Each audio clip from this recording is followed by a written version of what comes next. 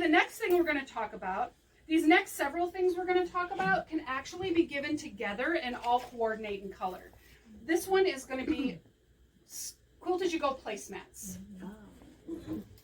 Quilt As You Go placemats.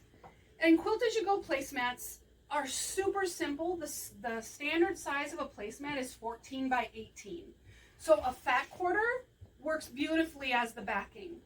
Because it's already 18 by 22, it gives you the extra all the way around, and you can trim it to size when you're done. All right? So it's fantastic. I love placemats. I love them. I think they look pretty, so I get all excited about this one.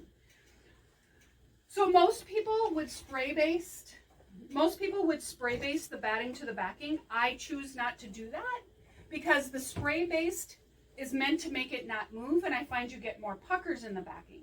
Because we're going to do a quilt as you go, we're moving from center out in both directions, and it has a tendency to shift. And people say, well, then why do we do that with our quilts? Well, your quilts, the top is already all sewn together. You know where you need to go. This hasn't been yet. We're going to do it now. So all I do is pin my corners. That's it. That's the only stabilization of the batting that I have. Then I take all your pieces are going to be cut no less than 1 inch and no greater than 3 inches, okay? The reason for that is if it's bigger than 3 inches, it takes up too much of the placemat. You start to lose colors and that kind of thing. If it's any smaller than 1 inch, it gets so skinny, it just looks out of place. So 1 to 3 is really what you, and it doesn't matter what they are, it's whatever you want. So the first thing you do is you're going to take your first piece and put it right side up anywhere in the center. The way we determined ours is we have menorahs on here. So we lined it up with the menorah here and here. So we knew it was right down the middle, and it lined up with the little menorah that's showing and the little menorah that's showing.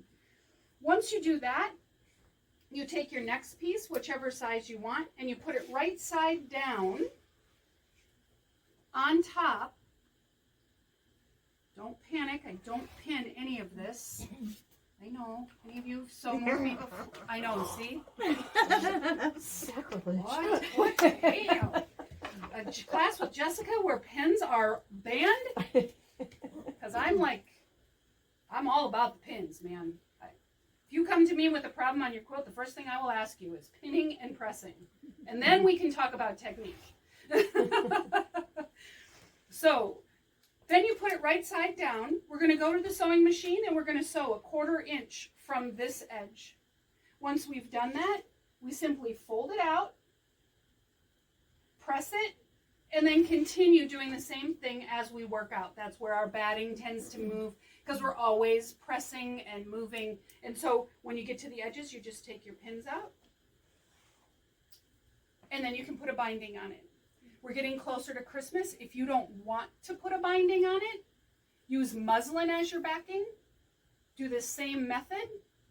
And then when you're done, you simply lay it on a different backing, right sides together, sew it down, and turn it like the beautiful Eleanor Burns' quilt in a day.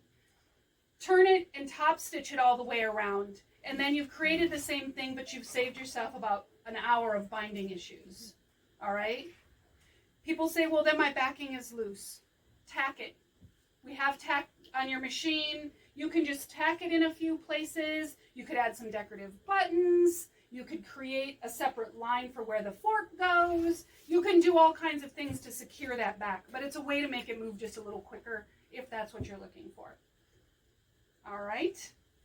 And that's placemats.